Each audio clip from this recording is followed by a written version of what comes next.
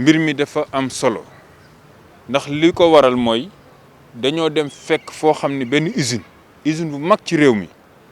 nga xam ni ba ñu tàmbalee tabax loi bi bañ ko voté ba léegi ñi nga waxtaan ak ñoom pour ñu bàyyi di liggéey mbuus yi nga xam ne dañ ko tere bin ñu jotee benn bataaxal ñu ànd ceeg waa gendarmerie ñu dem sur le terrain effectivement ñu bett leen ñuy liggéey quantité bu am solo tey jàpp nañ lu ëpp plus de 9 tonnes de sachets plastique waaye li ñu seetlu mooy bi ñu tàmbalee jàpp plastique ba léegi plastique bi day continuer di nekk sur le marché waa douane ñu ngi ciy def lépp lu ñu mën ba mbuus yi duñ duggati ci port bi wala ci yeneen frontières terrestres yi ndekete li ñu seetlu mooy dafa am ñoo xam ne ñu ngi ci réew mi continuer di ko liggéey di ko dissimuler di ko jox ay borom yi Jakarta wala di ko jox ay borom yi tricycle ñu koy génn par compte-gouttes di ko jox commerçant yi waaye yaakaar naa ne tey saisir bii ñu saisir dinañ appliquer yoon ci ni mu gën a tare nga xam ne dina mën a dissuader ñeneen ñi nga xam ne ñi ngi koy def di laqatu te xamaguñ leen wala ñeneen ñi nga xam ne ñi ngi koy def te yëguñu leen wala xamuñu leen waaye liñ ñu mën a xam mooy buñ jógee ci opération bi dinañ leen jébbal yoon def ci li ci war enquête bi nag moo tax duñ mën a wax tey ban industrie lañ jàpp pour ne pas biaiser un peu la procédure waaye li ñu mën a xamal nit ñi mooy tey ministère de l'environnement ànd ak gendarmerie de l'environnement ci ndigalu ministre Abdou Karim Sall def nañ opération bu mag a mag a mag ndax bu ngeen seetloo depuis le mois d'avril ba fi may wax ak yéen ñi tey ñi ngi woon autour de 60 tonnes pratiquement 10 mois wala 9 mois yi nga xam ne appliqué nañ loi bi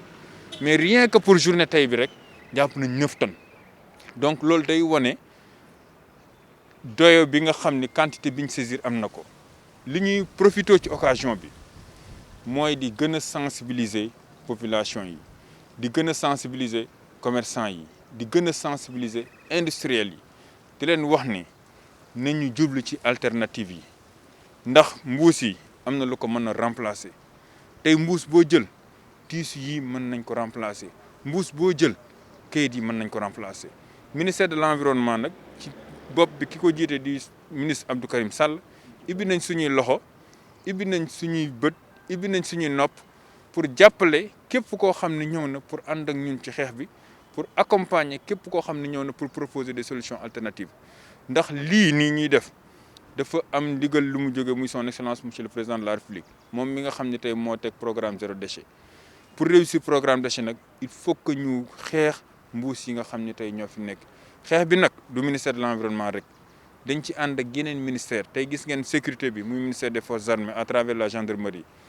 douane di ci def rôle bu am solo waa service du commerce service d'hygiène képp koo xam ne daal agent assermenté nga képp koo xam ne di nga constater infraction ñu ngi lay woowaat ci xeex bi ñun ñëpp ñu ànd réussir ko nga xam ni échéance yi nga xam ne kilifa yi joxe nañ ko buñ ci yeggee du ma ne plastique dina jeex ci réew mi waaye dina fi wàññeeku lu am solo ci gis-gisu ñëpp.